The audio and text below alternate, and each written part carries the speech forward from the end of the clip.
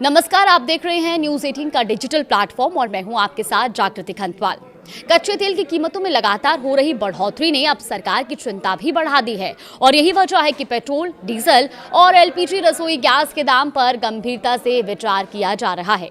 सूत्रों के अनुसार पेट्रोल और डीजल की कीमतों में 4 रुपए से 5 रुपए प्रति लीटर तक की बढ़ोतरी हो सकती है। वहीं घरेलू एलपीजी सिलेंडर भी 40 रुपए से 50 रुपए तक महंगा हो सकता है।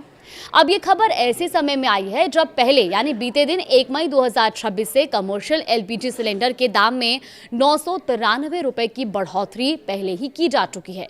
यानी महंगाई की मार अब धीरे धीरे हर स्तर पर महसूस भी की जा रही है, चाहे वो व्यवसाय हो या आम उपभोक्ता। सरकार के शीर्ष अधिकारी सूत्रों का कहना है कि ये संभावित कदम तेल कंपनियों और सरकारी खजाने पर बढ़ते बोझ को कम करने के लिए उठाया जा सकता है।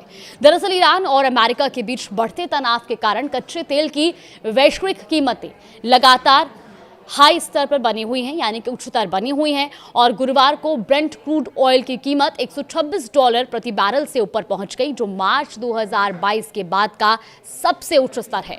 इसका सीधा असर भारत जैसे देशों पर पड़ रहा है, जो अपनी जरूरत का बड़ा हिस्सा आयात के जरिए पूरा करता है। हालांकि सरकार फिलहाल कोई अंतिम फैसला लेने की स्थिति में नहीं है।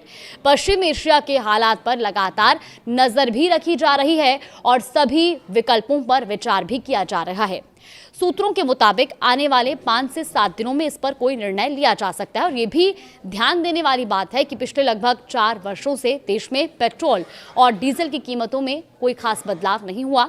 2022 के बाद से अंतर्राष्ट्रीय बाजार में भारी उतार चढ़ाव के बावजूद भी घरेलू स्तर पर कीमतों को स्थिर बनाए रखा गया। और इस पूरे मुद्दे पर केंद्रीय पेट्रोलियम और प्राकृतिक गैस मंत्री हरदीप सिंह पुरी ने भी अपनी प्रतिक्रिया दी। उन्होंने सोशल मीडिया प्लेटफॉर्म एक्स पर कहा कि बीते 4 सालों में वैश्विक स्तर पर कच्चे तेल की कीमतों में भारी उतार चढ़ाव देखने को मिला, लेकिन भारत में पेट्रोल और डीजल की कीमतें नहीं बढ़ाई गई। उन्होंने ये भी बताया कि पिछले 60 दिनों में स्ट्रेट ऑफ हॉर्मुज़ के बंद होने के कारण कच्चे तेल के आयात की लागत में बहुत ज़्यादा बढ़ोतरी हुई है। इसके बावजूद भारत में ईंधन की कीमतों को स्थिर रखा गया, जबकि दुनिया के कई देशों में कीमतों में भारी उछाल देखा गया। वहीं हरदीप पुरी ने यह भी कहा कि कई देशों में हालात ऐसे बने कि उपभोक्ता के लिए ईंधन की लिमिट तय करनी पड़ी और लंबी लंबी कतारें भी देखने को मिली, लेकिन बावजूद इसके भारत ने ऐसी स्थिति को बनने नहीं दिया। और उन्होंने साफ शब्दों में कहा, हमने पैनिक को पॉलिसी नहीं बनने दिया। देश में ईंधन की आपूर्ति लगातार जारी है और आम जनता को किसी तरह की कमी का सामना नहीं करना पड़ा। अब अगर देश के प्रमुख शहरों में मौजूदा कीमतों की भी हम बात करें तो दिल्ली में पेट्रोल फिलहाल 94 रुपए 77 पैसे और डीजल 87 रुपए 67 पैसे प्रति लीटर है। मुंबई में पेट्रोल 103 रुपए 54 पैसे और डीजल 90 रुपए 3 पैसे प्रति लीटर पर बिक रहा है। वहीं कोलकाता में पेट्रोल 105 रुपए 45 पैसे और डीजल 92 रुपए 2 पैसे, जबकि चेन्नई में पेट्रोल 100 रुपए 84 पैसे और डीजल 92 रुपए 39 पैसे प्रति लीटर है।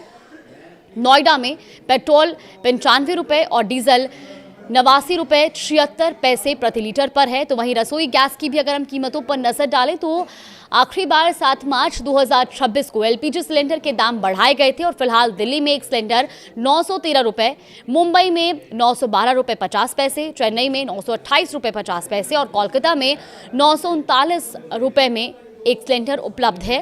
तो कुल मिलाकर आने वाले कुछ दिन बेहद निर्णायक साबित हो सकते हैं। एक तरफ वैश्विक दबाव है तो दूसरी तरफ आम जनता की जेब पर असर। ऐसे में सरकार के सामने संतुलन बनाने की एक बड़ी चुनौती भी है। फिलहाल सभी की नजरें इस बात पर टिकी हैं कि सरकार क्या फैसला लेती है, क्योंकि इसका असर देश के हर घर तक पहुंचने वाला है। लेकिन साथ ही आप इस बात का भी ध्यान रखें कि अभी जो हमने खबर आपको बताई वो सिर्फ सूत्रों के हवाले से कही जा रही है। अभी आधिकारिक तौर पर ऐसा कोई ऐलान नहीं हुआ है। नमस्कार।